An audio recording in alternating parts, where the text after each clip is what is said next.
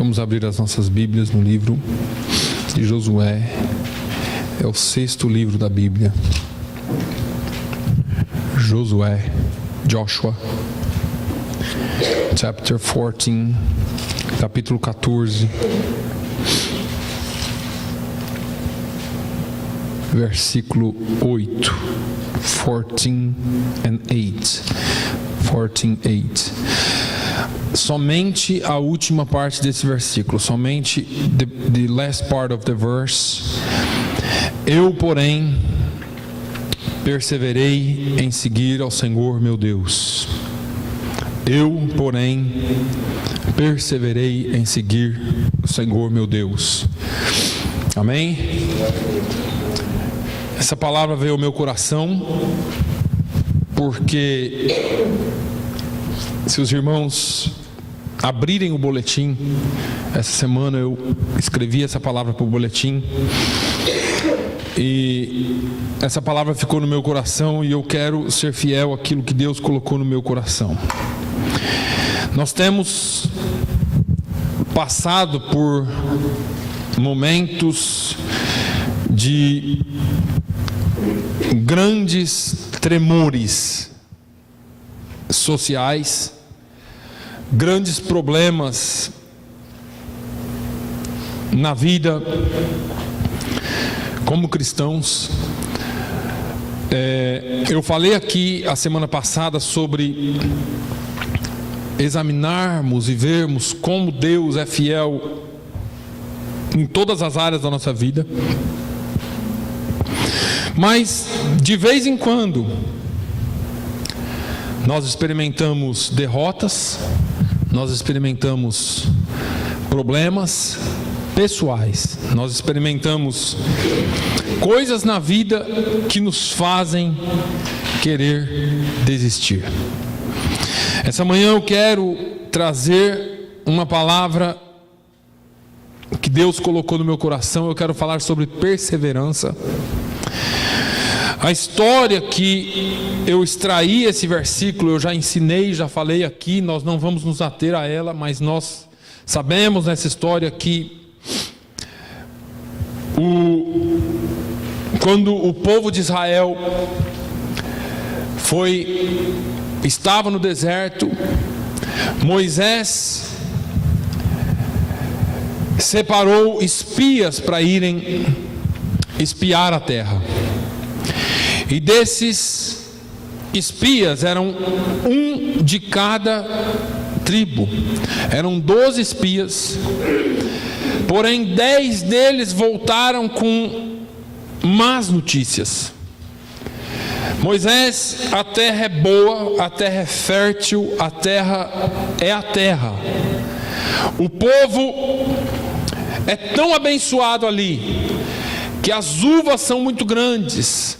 A terra mana leite e mel, como Deus disse. Mas tem um problema, Moisés. A terra é habitada por gigantes. Nós não temos como invadir a terra nunca, não temos como possuir a terra nunca. E quando nós chegamos aqui em Josué, no capítulo 14, por isso eles se detiveram, não foram, pararam no meio do caminho, porque viram o tamanho dos problemas. Eles desanimaram. E aqui no versículo 6 do capítulo 14, nós vamos ver aqui um homem falando. Então os filhos de Judá chegaram a Josué em Gilgal, e Calebe, filho de Jefoné, o quenezeu, lhe disse: Tu sabes a palavra que o Senhor falou a Moisés, homem de Deus, em Cades Barneia, por causa de mim e de ti. Quando esses 10 homens trouxeram essas notícias de que os gigantes estavam na terra, somente 2 dos 12 trouxeram boas notícias: Josué e Calebe. Esses 2 homens tinham força para lutar. Nessa época, Josué era ainda um moço forte, Calebe ainda era um moço forte, e eles queriam lutar. E aí Calebe continua no versículo 7: Olha, eu tinha 40 anos quando Moisés, servo do Senhor, me enviou a Cades Barneia a espiar a terra. E eu lhe trouxe resposta como sentia no meu coração. Ele chegou e disse: Moisés, a terra é boa, a terra é nossa, vamos entrar, vamos invadir, não importa que tem gigante, vamos lá, vamos tomar posse da bênção que Deus nos prometeu. E ele continua dizendo: mas os meus irmãos que subiram comigo fizeram derreter o coração do povo. Os meus irmãos desanimaram o povo. E aí ele fala: porém eu perseverei em seguir ao Senhor meu Deus. Talvez você não se lembre, mas agora se passaram 45 anos. Ele tinha 40, ele era um moço forte, bonito, empunhava espada, fazia e acontecia. Agora ele está com 85 anos, 45 anos, e a promessa não chega. Só que ele diz: então Moisés naquele dia jurou dizendo: certamente a terra que pisou o teu pé será tua, e de teus filhos em herança perpetuamente, pois perseveraste em seguir ao Senhor meu Deus. Olha agora, e agora eis que o Senhor me conservou em vida, como disse, 45 anos há agora, desde que o Senhor falou esta palavra a Moisés, andando Israel ainda no deserto. E agora eis que já hoje sou da idade de 85 anos. Agora, Moisés, eu estou fraquinho, estou de bengala na mão, me arrastando, e olha só o que eles fizeram comigo. Não é isso que a Bíblia fala. No versículo seguinte, e ele fala assim: olha, eu tenho 85 anos e ainda hoje estou tão forte como no dia em que Moisés me enviou. Qual a minha força então era, tal é agora a minha força, para a guerra e para sair e para entrar.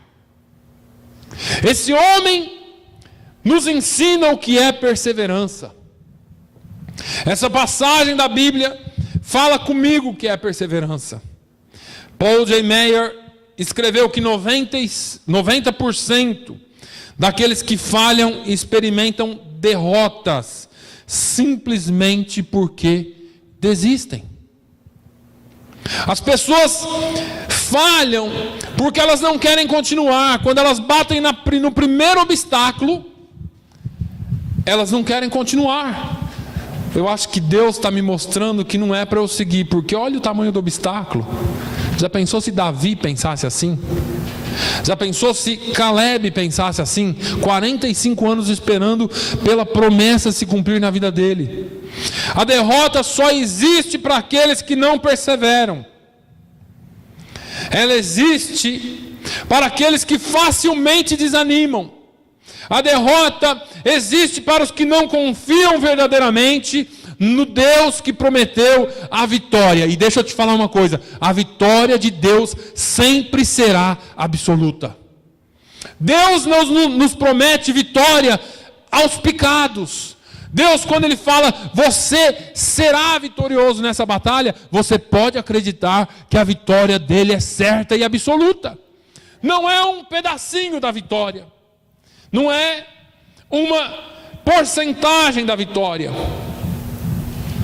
Na nossa caminhada pelas estradas e pelos caminhos da vida, nós encontramos e sempre encontraremos muitos obstáculos. Nós sempre encontraremos buracos, vales, montes, espinhos, pedras, lutas, dificuldades, das mais variadas formas que você possa pensar. E a pergunta é: como nós vencermos tudo isso? Como nós passarmos por tudo isso sem perdermos a esperança, sem temer os fracassos, sem que nós venhamos a esmorecer jamais? Só tem um jeito: olhando para o alto, segurando nas mãos daquele que pode te dar a vitória e naquele que te garantiu a vitória, crendo que nada poderá nos tirar a vitória, porque ela é nossa no nome de Jesus. A palavra de Deus nos diz que nós somos mais do que vencedores Isso é uma garantia de que a vitória já lhe pertence, de que Deus já lhe deu a vitória. Mas eu fico me perguntando, por que muitos voltam atrás? E por que muitos desistem? E como que é esse negócio? Eu me lembro de uma passagem lá em Lucas, quando Jesus estava aqui na terra ainda como homem, e ele era cercado por pessoas assim como Pedro, João e os apóstolos, e ele um dia está andando pelo caminho, e alguém chega nele, lá em Lucas 9, nos versículos 57 ao 62, tem uma historinha. E aconteceu que indo eles pelo caminho lhe diziam: Senhor, seguir-te-ei onde quer que fores. E disse-lhe Jesus: as raposas têm covis, e as aves do céu ninhos, mas o Filho do homem não tem onde reclinar a cabeça. E disse a outro: segue-me. Mas ele respondeu: Senhor, deixa que primeiro eu vá enterrar meu pai. Mas Jesus lhe observou: deixa os mortos o enterrar os seus mortos, porém tu vai e anuncia o reino de Deus. Disse também outro: Senhor, eu te seguirei, mas deixa-me despedir primeiro dos que estão em minha casa. E Jesus lhe disse: ninguém que lança a mão no arado e olha para trás é apto para o reino de Deus. Deixa eu te falar uma coisa. Seguir Jesus não é fácil.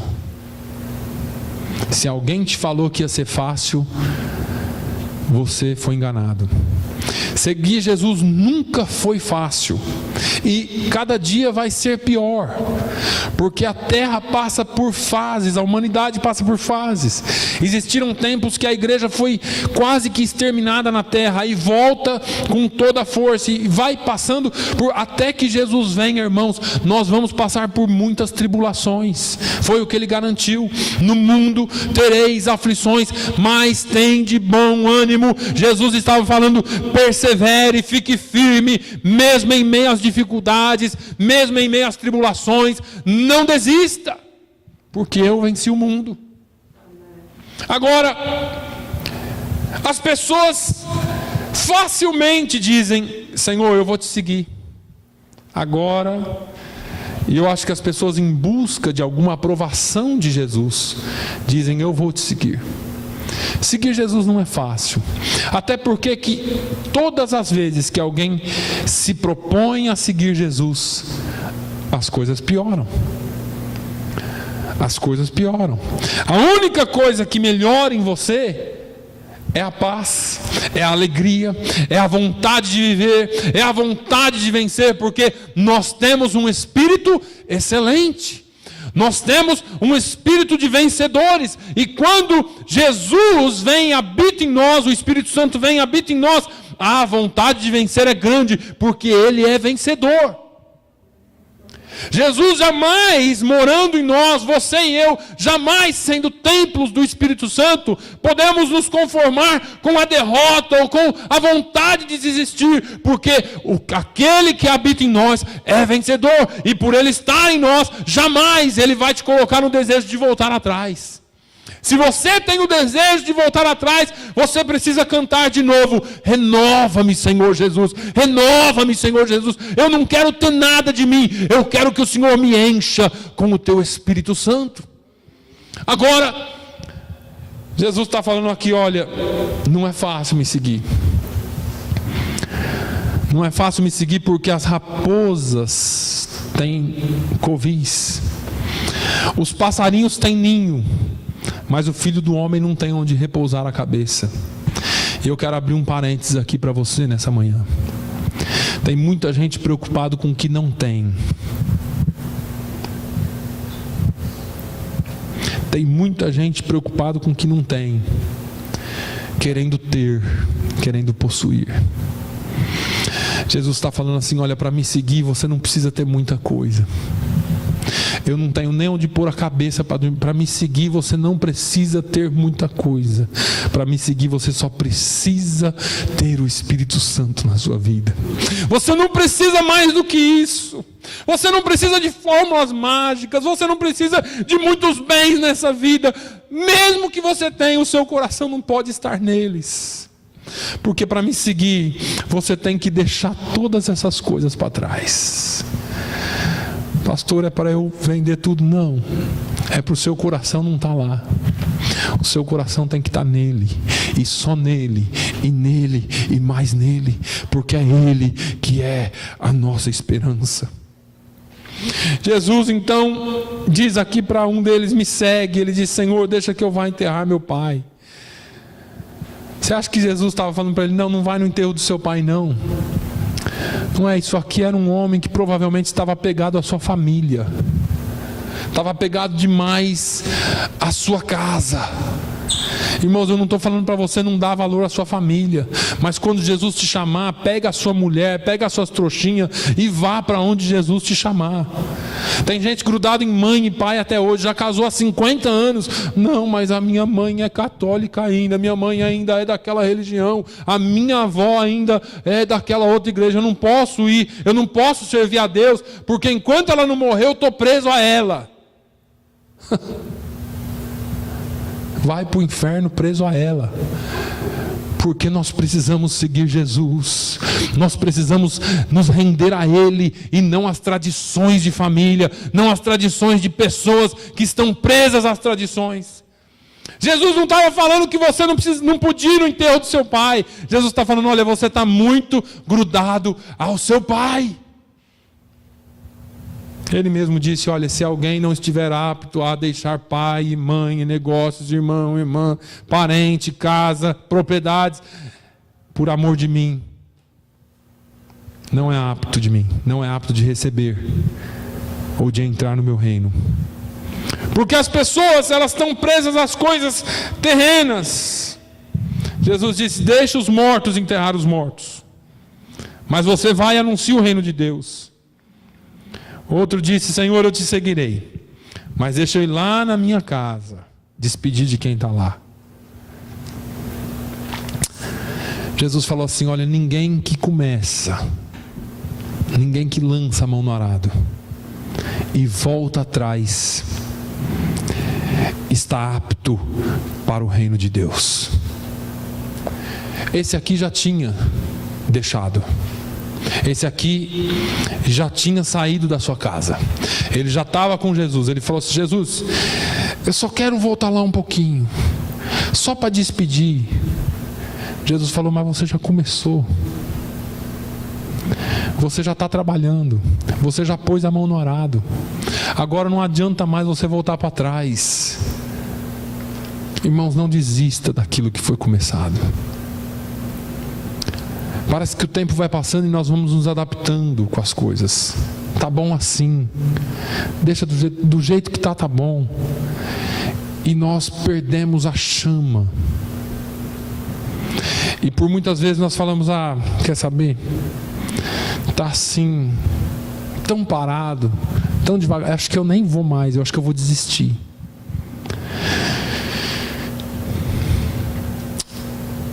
Ninguém que lança a mão no arado e olha para trás é apto para o reino de Deus. Ninguém que começou a seguir Jesus, se deixar Jesus, ou se deixar de seguir a Jesus, está apto para o reino de Deus. As frustrações da vida, irmãos, existem. Elas são reais. Você acha que eu chego aqui domingo de manhã e vejo 6, 7, 8 pessoas, não me frustra? Você acha que eu não queria ter 50, 100, 200? São reais. As frustrações acontecem. Elas vão fazer parte da nossa vida, mas elas não podem ser uma desculpa para te fazer parar. Eu estou frustrado, agora eu não quero mais nem saber, porque eu estou frustrado. Nós não podemos parar. Elias também se frustrou. Elias foi o profeta com o histórico de perseguição religiosa mais rápido da Bíblia. Uma só profecia.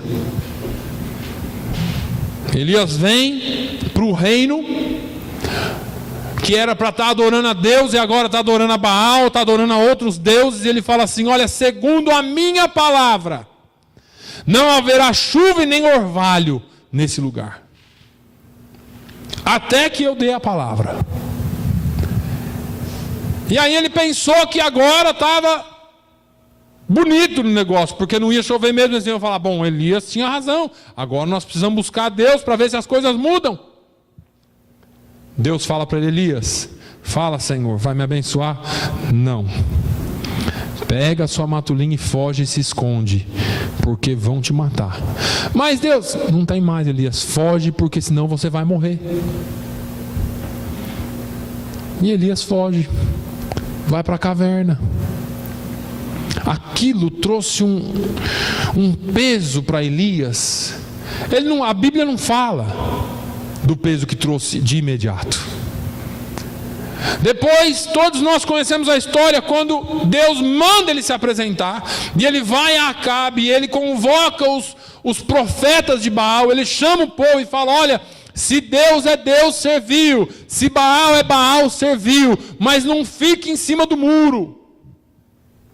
Faz aquele desafio, Deus manda fogo do céu, derrama fogo do céu, queima todo o sacrifício de Elias, lambe a água que tinha no altar. Eles matam aqueles 850 profetas, 450 profetas de Baal e 400 de Azera. O povo grita: só o Senhor é Deus, só o Senhor é Deus e só o Senhor é Deus. E agora Acabe vai e fala com a sua esposa Jezabel. O rei fala com a rainha. Jezabel não sabe o que aconteceu. O que? Elias voltou. Voltou. E você não sabe a desgraça que aconteceu. O que? Ele matou todos os profetas de Baal. Jezabel pega um recadinho assim, escreve um recadinho: ó, entregue isso aqui, fala para Elias que aconteça comigo outro tanto, se até tal hora ele não tiver morto.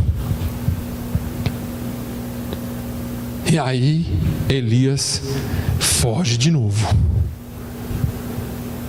Cada vitória que eu tenho, cada palavra profética que eu dou, cada vitória que eu tenho sobre o inimigo, eu tenho que fugir. Tem alguma coisa errada. E aí Elias foge e foi ao deserto caminho de um dia, e veio e se assentou debaixo de um zimbro e pediu em seu ânimo a morte, e disse: já basta, ó Senhor, toma agora a minha vida, pois não sou melhor do que meus pais. E deitou-se. Eu acho que Elias deitou para dormir. Ele falou: tomara que Deus me tire, eu não acorde mais, que eu deite aqui, durmo e não acordo. Já sentiu assim? Eu queria dormir 10 dias, eu queria dormir para sempre agora. Eu queria sair aqui e sumir, mas para onde você vai? Não sei, para algum lugar. Já sentiu isso? Todos nós já sentimos isso. Elias se deitou ali e pediu a morte. Falou: Senhor, eu vou deitar aqui e dormir, e eu quero acordar no céu, porque eu não sou melhor do que os meus pais. Tudo que eu faço, por mais certo que seja, estou ouvindo a tua voz, estou fazendo aquilo que o Senhor manda. O Senhor me manda fogo do céu, e tudo que eu faço dá errado. Tem hora na nossa vida que é assim, irmãos. Você está fazendo tudo certinho, você está orando, você está buscando, você é fiel a Deus, você é fiel à igreja, você é fiel nos dízimos, você é fiel em tudo, e parece que tudo dá errado. Deus está pedindo que você persevere, que você continue, que você insista, porque a bênção e a vitória dele virá para a sua vida. Deus está aqui pedindo que você não desista. Ele deitou, dormiu, talvez pensando: ah, meu Deus, me leva agora, eu vou dormir aqui, vou acordar no céu, não quero mais saber dessa vida, esse negócio de Jezabel, acaba com isso logo, Senhor. Mas quando ele está lá dormindo, alguém cutuca ele, ele olha um anjo, ele falou: ainda bem, acordei no céu. Não era o céu ainda, era a terra. E o anjo tinha Na cabeceira de Elias, um pão cozido sobre brasas e uma botija de água. E o anjo falou assim: come e bebe. Elias olhou e falou assim: eu pensando que estava no céu, vou ter que comer e beber. Comeu e bebeu. Agora, tomara que essa aqui seja a minha última refeição na terra. Deitou e dormiu de novo.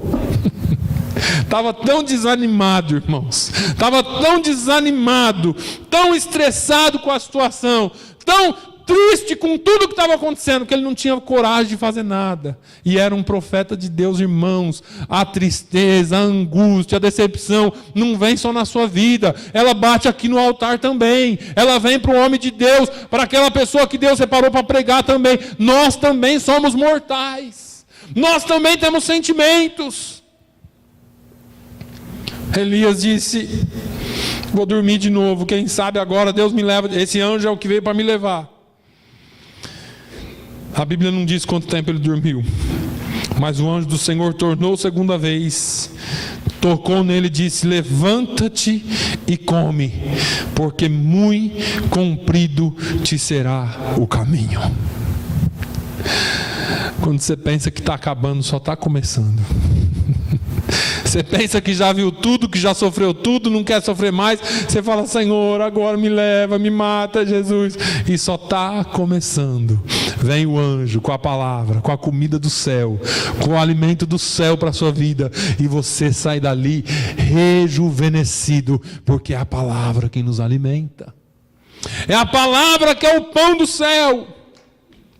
Nós precisamos aprender que nós somos falhos, sim. Que nós somos fadados às nossas decepções, aos nossos próprios erros, irmãos.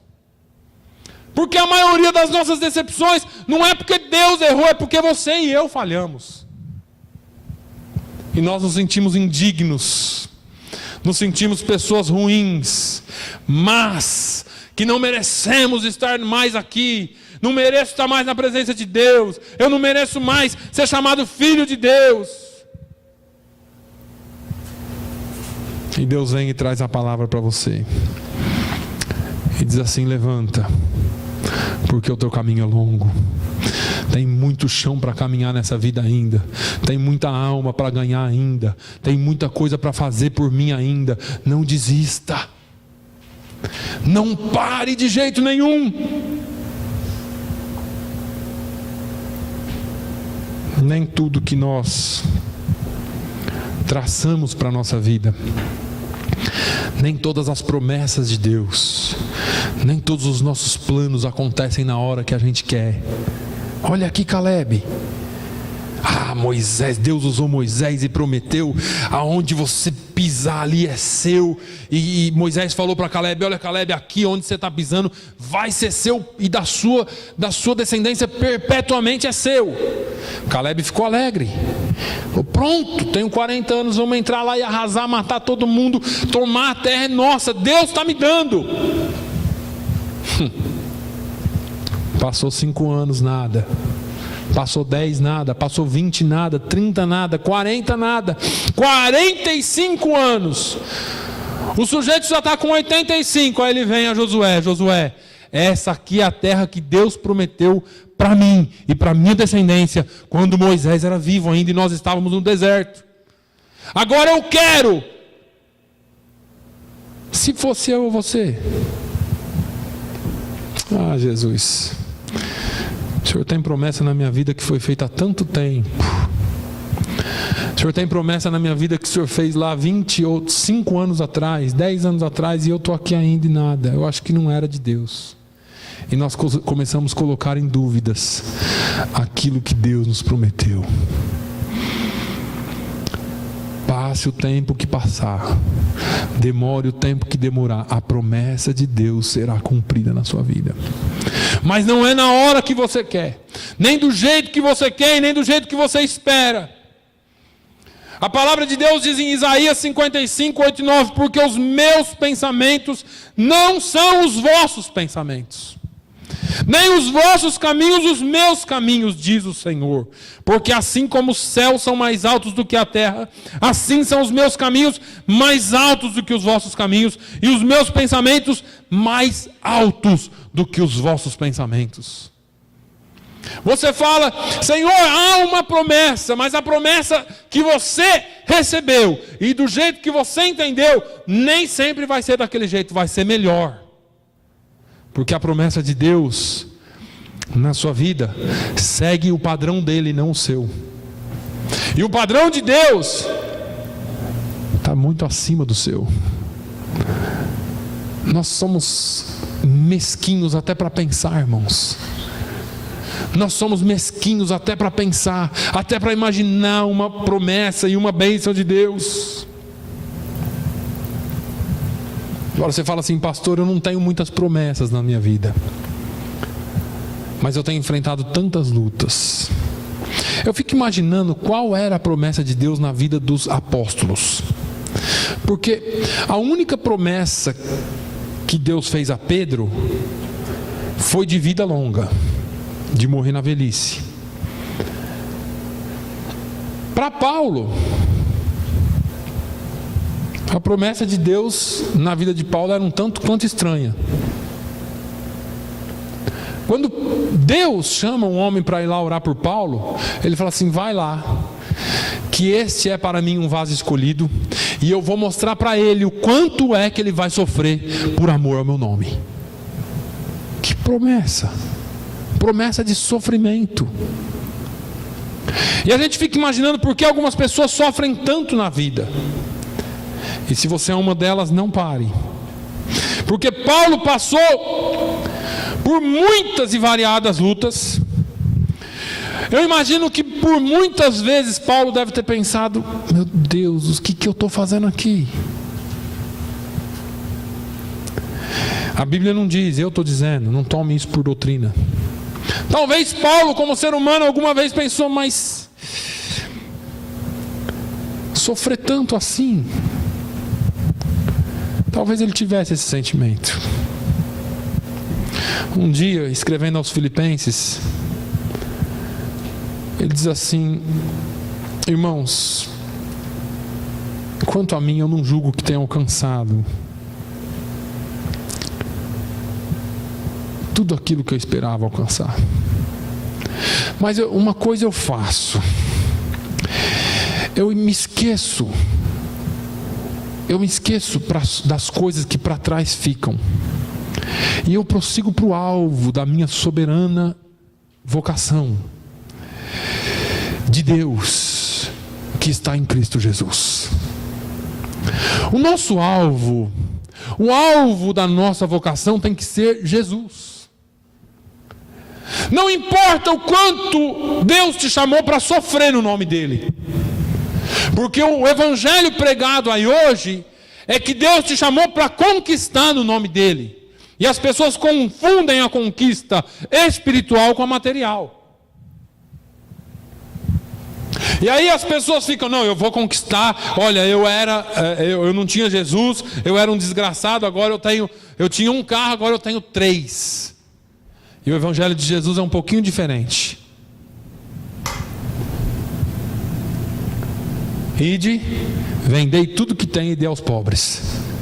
Mas não tem nada errado com essa teologia atual de conquista material. Só conquista. Bênção traduz-se em cifras, em dinheiro, em posses, em bens. Pastor, eu fui abençoado. O que foi? Comprei uma casa nova. É bênção, irmão. Daqui uns dias vem: comprei mais uma, comprei agora isso, abri uma empresa. Deus está te abençoando financeiramente, mas eu quero saber como que está o seu coração.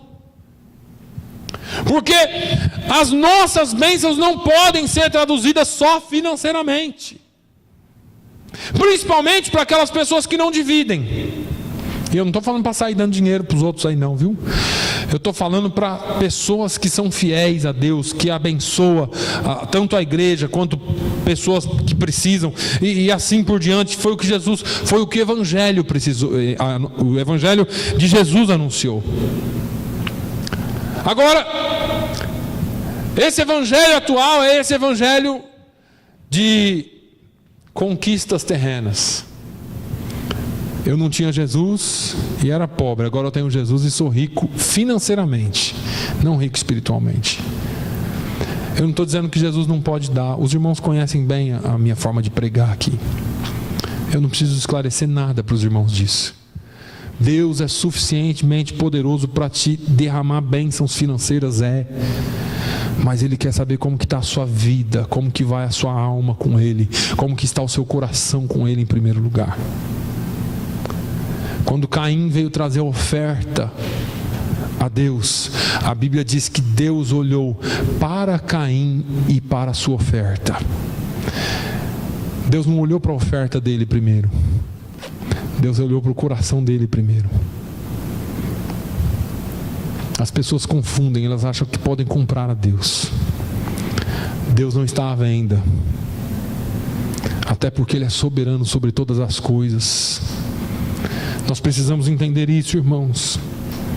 O escritor aos Hebreus diz que, no capítulo 10, ele diz: porque necessitais de paciência. Irmãos, temos que ter paciência. O reino de Deus não se constrói do dia para a noite. Jesus disse que o reino de Deus é tomado à força. E eu quero te perguntar: que tipo de força que nós temos feito para tomar o reino das trevas? Ou melhor, o reino das trevas é conquistado à força. Eu quero te perguntar: que tipo de força que nós temos feito para conquistar o reino das trevas? Ele diz que você tem que chegar, arrombar a porta, entrar, amarrar, manietar o valente, e aí você ganha aquilo. Talvez o nosso combate aqui tenha sido meio na moleza. E eu falo nosso porque nós somos igrejas, e eu me incluo nisso. Nós somos igreja.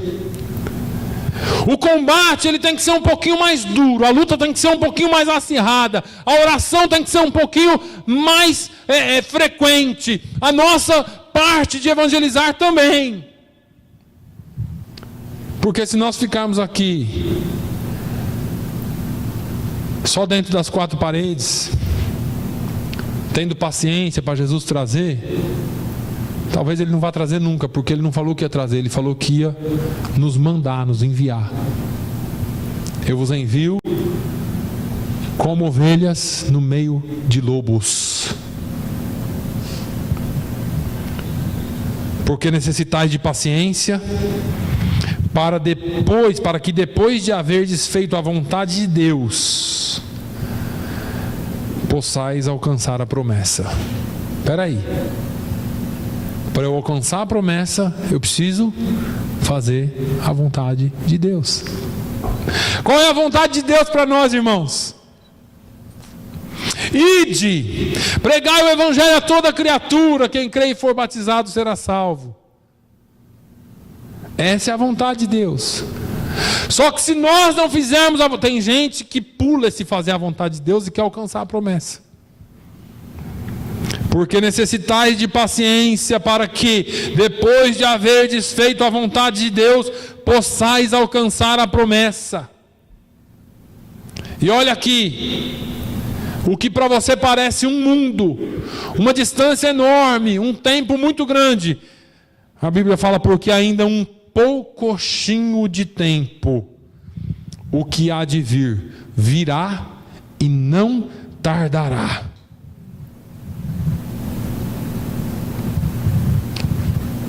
Tem promessa para vir para a sua vida? Tem bênçãos para vir para a sua vida? Tem vitória para a sua vida? É só um pouquinho de tempo.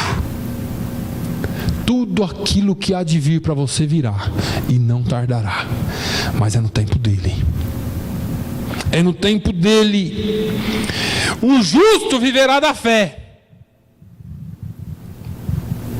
Olha essa palavra de advertência para você. E se ele recuar, a minha alma não tem prazer nele.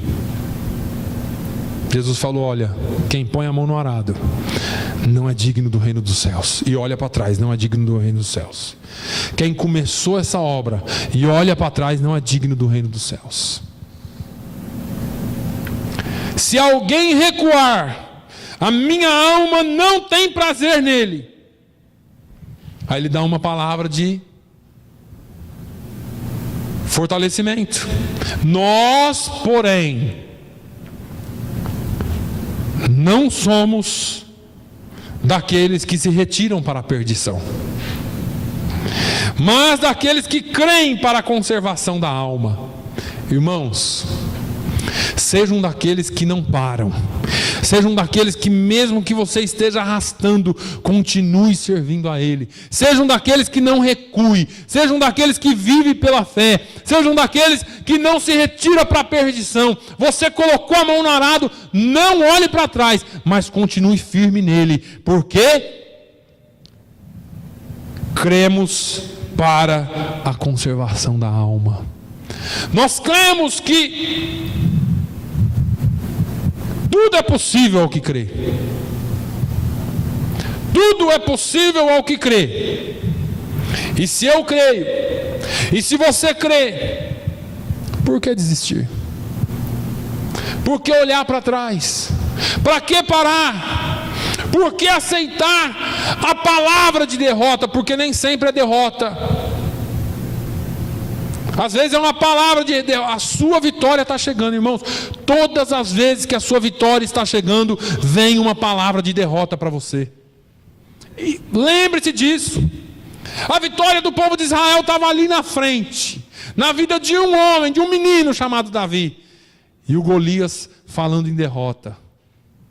Seus incircuncisos, seus maricas, seus molengas, chamando todo mundo de molenga. Davi olha aquilo e fala assim: peraí, não tem um homem aqui para lutar não. Quem que é esse aí? Quem que é esse homem aí? E aí ele se levanta.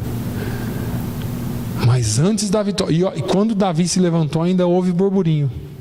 Nós vamos tudo servir os filisteus, porque esse gigante vai despedaçar esse menino. E aí nós vamos ser tudo escravo deles. Só que o rei não tinha mais o que fazer. Já estava tudo perdido mesmo. Se tem um moleque, um corajoso, mesmo que seja moleque, mesmo que seja um menino, vá. Perder, perdeu, nós já estamos perdidos mesmo. A derrota nós já temos mesmo. Olha aqui. Eu já estou derrotado mesmo, seja o que Deus quiser. Não viva com essa ideia. Você não está derrotado. Você é mais do que vencedor. Nós somos mais do que vencedores. A palavra de Deus nos garante que nós somos mais do que vencedores. E nós vivemos pela fé. Não perca a esperança, não perca a fé em Deus, não perca a fé naquele que é a vitória na sua vida. Se Ele prometeu, Ele é fiel para cumprir.